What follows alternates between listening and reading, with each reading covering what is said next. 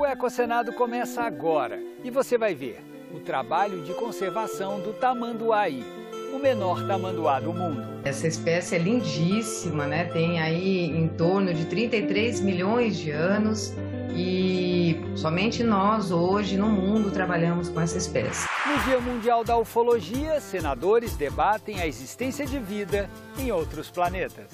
Recentemente encontraram um planeta mais habitável que a Terra. Celebrar os 75 anos do Dia Mundial da Ufologia. E tem mais, poluição do mar por plásticos. O Brasil produz 11 milhões de toneladas de lixo plástico todos os anos e lança 325 mil toneladas desse lixo no mar. Um carro elétrico que anda vários meses sem recarga. E a reintrodução da ararinha azul na natureza 20 anos depois de ser vista pela última vez. O que a gente acredita é que a ararinha azul ela seja uma bandeira na conservação de todo esse ecossistema e, mais do que isso, na conservação da caatinga como um todo.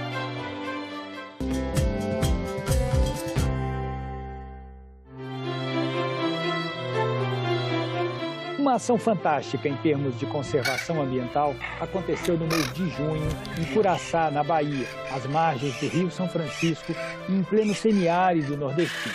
A soltura de 8 ararinhas azuis na natureza. O animal estava extinto na natureza desde o ano 2000. E a gente conversa agora por videochamada com Camille Lugarini. Ela é coordenadora do Plano de Ação Nacional para a Conservação deste animal. Ela conversa com a gente por videochamada lá da sede do ICMBio, em Juazeiro, na Bahia. Camille, explica para a gente exatamente o que aconteceu agora em junho, o que representa essa etapa dentro de toda essa estratégia, né, de recuperação deste animal na natureza. Na verdade, essa é a grande estratégia do governo brasileiro para recuperar essa espécie, que encontra-se criticamente em perigo, provavelmente extinta na natureza.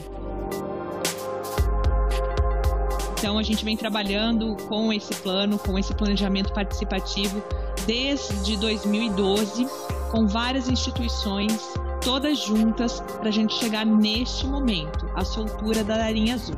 A gente, em fevereiro, começou a preparar um grupo de 20 ararinhas azuis. Dessas 20 que estão no recinto de soltura, 8 foram selecionadas para serem soltas no dia 11 de junho. E de manhã, às 6 horas da manhã, a portinha do recinto foi aberta e elas puderam ver pela primeira vez uma portinha aberta para a liberdade.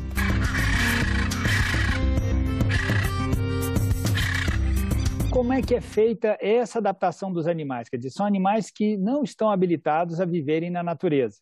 Após anos em cativeiro, eles acabam perdendo algumas habilidades, né? Seja a habilidade de reconhecer algum fruto, a habilidade de fugir de predadores, eles vão perdendo ao longo das gerações.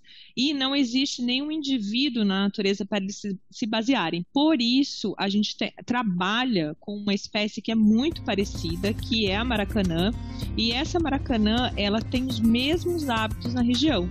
Elas ocupam as matas ciliares, né, aquelas matas maiores ao redor dos riachos que são temporários, né, enquanto a caatinga ela é mais baixa. E outras espécies de cetacídeos, né, de papagaios, habitam essa outra área, e as maracanãs não, elas são muito mais parecidas com as ararinhas azuis. Por isso, a gente capturou algumas maracanãs de vida livre para integrar esse grupo e para que elas formem um grande grupo, porque essa família ela tem esse hábito de se reunir em grandes grupos, e esse grande grupo social ele ser solto junto para que as maracanãs elas sirvam como professoras, tutoras e que ajudem as ararinhas azuis a se adaptarem ao ambiente natural.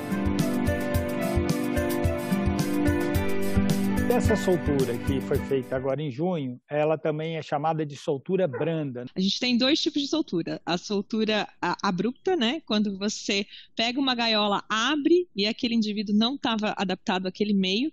E essa aqui é a branda. onde os animais ficam um tempo naquele recinto, se adaptando àquele ambiente onde elas vão ser soltas. Então, elas já ficam nessa interação com o ambiente ao redor. Aí, quando o recinto é aberto, elas não são empurradas para fora do recinto, né? Elas ficam livres para saírem ou não saírem. E se saírem, a porta fica aberta para elas voltarem. E a gente também oferece uma suplementação de alimentação para que elas voltem. E se elas não conseguirem encontrar o alimento necessário, elas possam voltar. Como é que tem sido a reação das ararinhas azuis com essa portinha aberta, né? Eu vou te falar que foi exatamente o que a gente planejou. Quando a gente planeja, a gente faz análises de risco, né? Pensando em tudo que pode acontecer de errado, né? O que pior poderia acontecer era alguma delas dispersar para um local onde ela não conseguisse voltar. E isso não aconteceu. Essa associação entre um animal semelhante, né, no caso as maracanãs, com as ararinhas azuis, isso é um procedimento comum ou isso é uma novidade? Isso é uma novidade, né? Principalmente para a família da ararinha, né? Então, normalmente, os projetos de reintrodução, eles já têm uma população residente da mesma espécie. Então, isso facilita bastante. E como a gente não tem, a gente vai experimentar com uma espécie que existe ainda naquele ambiente e que ainda tem todas as habilidades. Então, a gente está sendo pioneiro no Brasil e no mundo.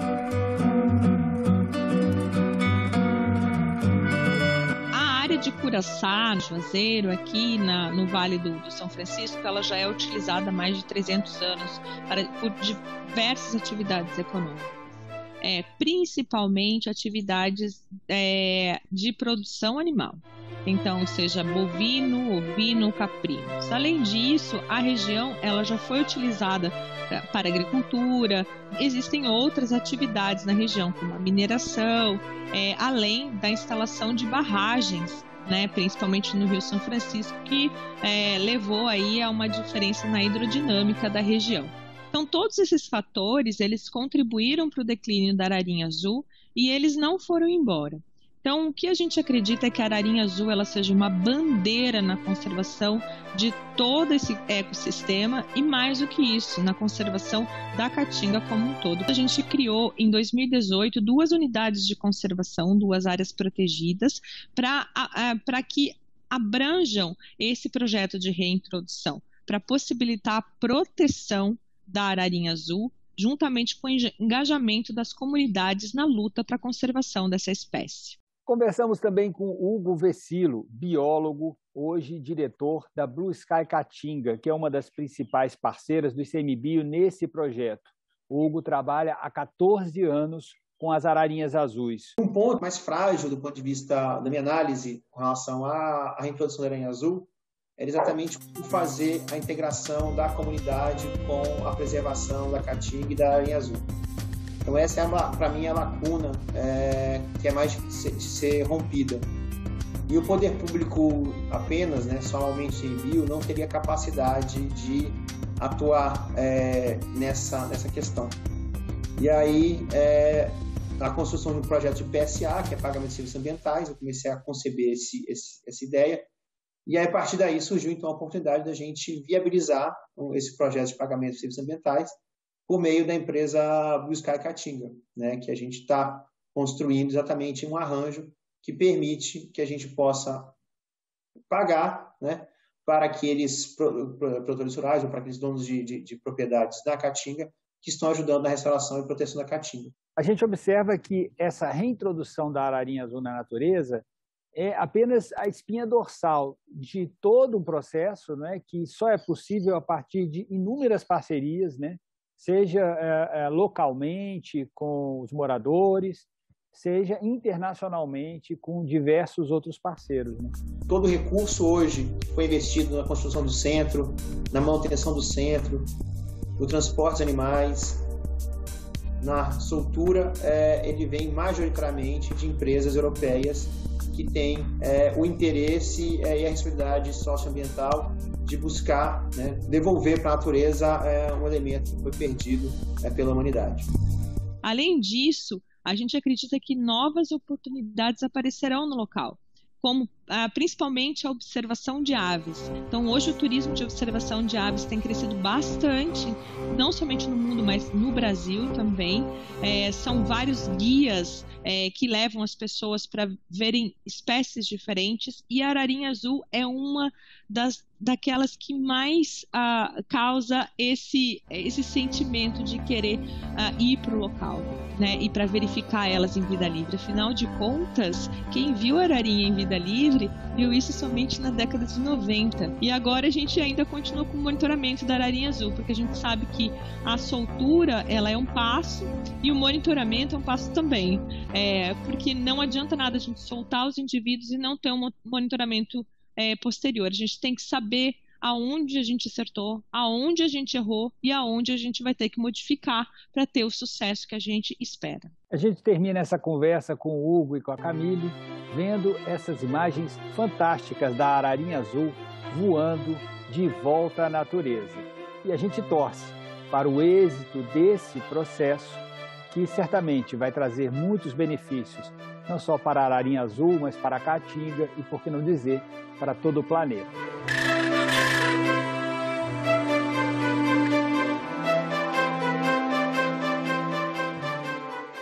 O Brasil produz 11 milhões de toneladas de lixo plástico todos os anos e lança 325 mil toneladas desse lixo no mar.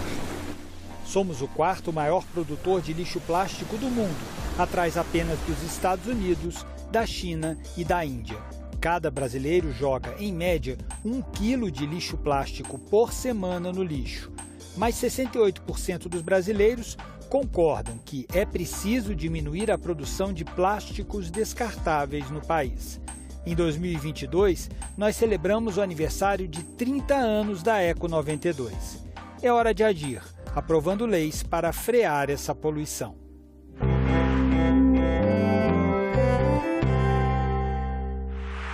O dia 24 de junho foi escolhido como Dia Mundial da Ufologia há 75 anos e o plenário do Senado celebrou a data. Mas uma pergunta permanece até hoje sem resposta. Afinal, existe vida em outros planetas? Celebrar os 75 anos do Dia Mundial da Ufologia. Data escolhida em face de um avistamento massivo de objetos voadores não identificados, os OVNIs, no espaço aéreo dos Estados Unidos no ano de 1947. O interesse pelo que existe no espaço infinito, além de nossa galáxia, parece ser generalizado. O Brasil seria um dos países que mais leva a sério o registro e a pesquisa desses fenômenos celestes.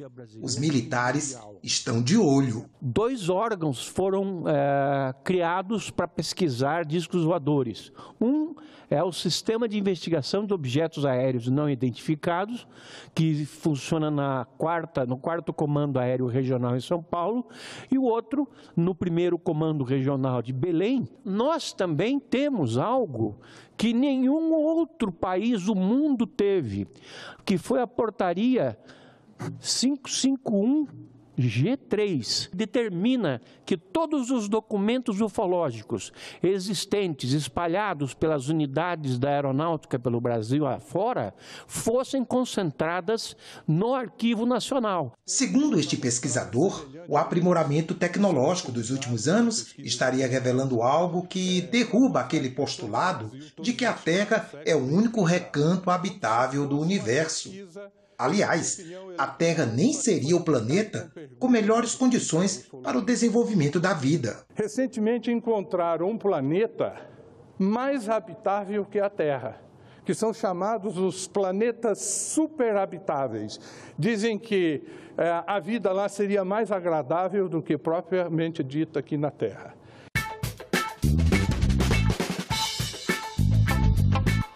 Começa a ser vendido em novembro o Lightyear Zero, um carro elétrico que promete rodar por meses, sem recarga. 625 km de autonomia mínima. Se o tempo estiver ensolarado, ainda consegue 70 km diários adicionais, graças à placa solar acoplada ao teto.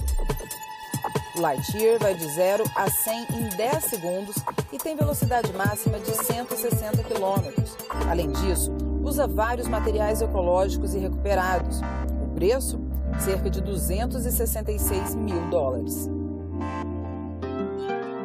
Em parcerias com empresas brasileiras do setor agrícola, pesquisadores da Embrapa Agroenergia em Brasília desenvolveram vários insumos biológicos produzidos a partir de processos ambientalmente renováveis, usando a chamada química verde. Uma dessas inovações é o uso de algas encontradas na biodiversidade brasileira na produção de biofertilizantes. Aplicada em lavouras de soja e milho, a solução se mostrou mais resistente a pragas e doenças e também a fatores como a seca, sem perder a eficácia.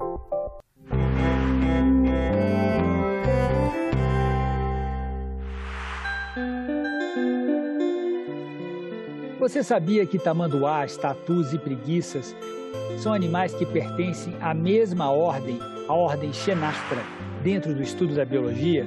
Nós vamos conversar agora com Flávia Miranda por videochamada. A Flávia fala com a gente direto da Bahia, direto de Ilhéus, lá onde fica a sede do Instituto Tamanduá. A Flávia trabalha há 25 anos com a conservação desses animais. Eu, particularmente, gosto de desafio. O que me move é desafio. Por isso que eu tenho essa alma de naturalista, de expedição. Então, eu sempre tive esse amor enorme e esse contato com a natureza. Explica pra gente, Flávia, qual a importância desses animais na natureza? César, esses animais são extremamente importantes e diferenciados de outros mamíferos, porque eles são exclusivos da América Latina e que são, assim, evolucionariamente falando, em termos evolutivos, eles têm mais de 65 milhões de anos. Então, a gente brinca aqui, né, entre os pesquisadores, que eles são uns fósseis vivos, porque são muito antigos e provavelmente a base dos placentários. Quando a gente pensa no tamanduá, que é um animal que tem pelos, né, e no tatu, que já é um animal que tem geralmente uma couraça, né, eles têm muitas diferenças, né? Agora, como é que esses animais pertencem à mesma ordem? Explica pra gente. É interessante, né? Porque a gente chama isso, César, de classificação taxonômica. Tem que lembrar lá da época da escola. Então, eles se diferenciam pelas características que você comentou. Os tatus têm essa carapaça, que é óssea, e que pertence à ordem Cingulata. E os tamanduás e as preguiças pertencem à ordem Pilosas, porque possuem pelos. Então, são diferenciados nesse sentido. Em termos da alimentação, eles se aproximam também ou tem muitas diferenças? Tem bastante similaridade, né, em termos de alimentação. A maioria dessas espécies é insetívoro, se alimenta só de formigas, né, e cupins, alguns tatus também. Já as preguiças são folívoras, se alimentam de brotinhos de folhas, né? Por isso que a gente até brinca que ela é uma jardineira da floresta. E a gente visitando o site do Instituto Tamanduá, a gente vê lá que existe inclusive um tamanduá que mais parece uma preguiça, né? Que é o tamanduaí, é o menor tamanduá do mundo, né? Fala um pouco pra gente desse animal. Essa espécie é lindíssima, né? Tem aí em torno de 33 milhões de anos e é bem pequenininha, menor dos tamanduás e o menos estudado. Somente nós hoje no mundo trabalhamos com essa espécie. Recentemente a gente descreveu 6 novas espécies de tamanduaí e isso foi uma mudança grande para a ciência, né? E para nós do Instituto, que nós acabamos fundando uma base lá no Delta do Parnaíba para preservar essa espécie e todo o seu ambiente, que é o mangue e a restinga. Ele é encontrado em toda a região amazônica, a Mesoamérica, que é antes dos Andes, né? E até aqui na Mata Atlântica, até o São Francisco. A gente acredita que aqueles mangues ali do Delta do Parnaíba e toda aquela região do entorno, ela faz uma ponte entre a Amazônia e Mata Atlântica Nordestina, né? Até porque ali tem o surgimento da caatinga, né? E essa ponte é extremamente importante não só para o tamanduaí, mas para várias espécies de aves, mamíferos, répteis, além de ser um berçário da vida marinha, né? Por videochamada, nós conversamos também com o Alexandre Martins, vice-presidente do Instituto Tamanduá. O Alexandre atua justamente na base de Parnaíba, lá no Piauí, onde eles trabalham especificamente com o tamanduaí, o menor tamanduá do mundo. Alexandre, explica para a gente como que é essa espécie, esse pequenino tamanduá que eu acho que muito pouca gente conhece. Realmente, o tamanduaí ele é pouquíssimo conhecido pelas pessoas, né? Até porque ele não tem muito a aparência que nós temos do tamanduá bandeira e o tamanduá mirim. Ele é bem menor, é um animalzinho que tem aí 300 gramas e no máximo 35 centímetros. Ele cabe na palma da nossa mão enroladinho. Nós temos pouquíssimos registros de ciência e de história natural do tamanduaí. Então nós sabemos que ele é um animal insetívoro, como os outros tamanduás, e esse se alimenta principalmente de formigas arborícolas. Acreditamos em algumas hipóteses, talvez possa ser que os tamanduaís sejam polinizadores, né? Façam o controle dessas espécies arborícolas, não permitindo com que talvez venha a ter a morte de alguns exemplares de árvore, mas isso tudo para nós ainda é necessário estudo. E é isso que nós estamos fazendo aqui, indo a campo, acompanhando esses animais em vida livre e tentando entender como que é a biologia, a ecologia e como esses animais vivem na natureza. Quais são as maiores ameaças? Qual é a condição dele hoje em termos de risco? O desmatamento, queimadas, né? A expansão e especulação imobiliária. Aqui no Delta do Parnaíba, por exemplo, é uma região que está crescendo muito com especulações imobiliárias e fundiárias. Isso é um problema, né? Porque você acaba desmatando ali para construção de loteamentos e outros empreendimentos. Na Amazônia também, com os desmatamentos aumentando muito nos últimos anos, né, para a exploração de agricultura e pecuária. E a falta de conhecimento das pessoas de que bicho é esse também é um problema, César, porque ele é muito pequenininho e fofinho. Alguns desconfiam, poxa, ele é um filhotinho ainda, e não sabem o que esse animal come ou o que esse animal se alimenta. Acabam prendendo ele para ter de estimação e em cativeiro é um animal que acaba perdendo a vida muito rápido por conta de falta de nutrientes. Ele é um animal, como eu já disse para você, arborícola, né? Ele fica sempre na copa das árvores. Quando a gente está andando embaixo da floresta, ali no chão, olhando para cima, dificilmente você vai ver um tamanduaí. Ele não procura o ser humano para nada. É um animal super tímido e ele tem hábitos noturnos. Ele vai dormir o dia todo e quando chegar perto ali das 5:30 da tarde, ele acorda, toma o seu banho matinal, se lambendo, ajeitando seus pelos e anda a noite inteira atrás de alimento. Sempre se alimentando um pouquinho em cada galho para não eliminar ali totalmente a colônia de formigas que ele está se alimentando. Ele tem as patinhas adaptadas para andar em galhos, né? Diferente dos outros tamanduás. Como ele é um arborícola, ele tem essas adaptações morfológicas para que ele possa ter um ótimo desempenho no deslocamento nas árvores. E a cauda preêncio, como a dos primatas. Então ele usa a cauda como um quinto membro também, que ele agarra nos galhos com essa cauda. A gente conversa também com Maria Helena Baldini, ela é médica veterinária e coordena a base do Instituto Tamanduá lá no Pantanal. Ela está falando com a gente direto de Aquidauana, no Mato Grosso do Sul. Essa base ela foi criada em 2021, em decorrência dos incêndios, né, que assolaram o Pantanal nos anos de 2019 e 2020. Então, pela redução da população de tamanduás bandeiras na região, que foram mortos por conta direta ou indireta dos incêndios, o Instituto Tamanduá resolveu criar uma base aqui para fazer a reabilitação de filhotes de tamanduá bandeira, para que eles pudessem ser soltos e receber uma segunda chance de voltar à natureza. Então, o nosso trabalho aqui na base é com a reabilitação, criação desses filhotes e a recolocação desses animais no seu habitat natural. Esses animais, eles são encaminhados para o Centro de Reabilitação de Animais Silvestres, em Campo Grande, logo que eles são resgatados pela Polícia Ambiental ou Corpo de Bombeiros. Lá eles recebem o tratamento veterinário, são estabilizados, e como um número muito grande de filhotes ficaram órfãos, a equipe de Campo Grande manda esses animais para a gente, para que aqui a gente faça a reabilitação deles. Inicialmente, a gente faz o tratamento em recintos de reabilitação, que a gente chama, que são recintos menores. Eles podem ficar sozinhos no recinto ou em dupla enquanto eles são filhotes. Depois desse período, eles vão para um recinto bem maior, quando eles já estão em torno de 1 ano e meio de idade, acima de 15 quilos.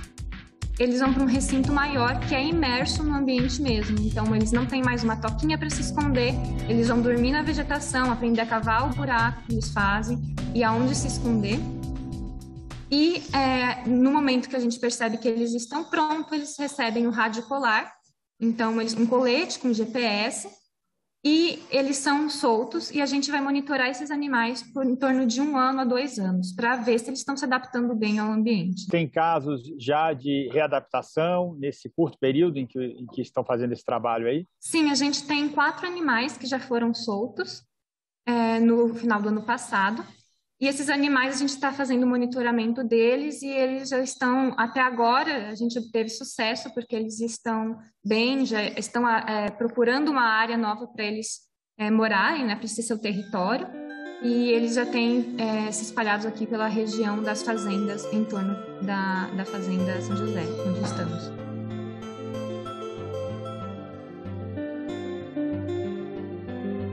Então, agora a gente está mandando uma proposta para a construção de um hospital veterinário no Pantanal. Então, a gente tem já arquitetos voluntários, advogados voluntários.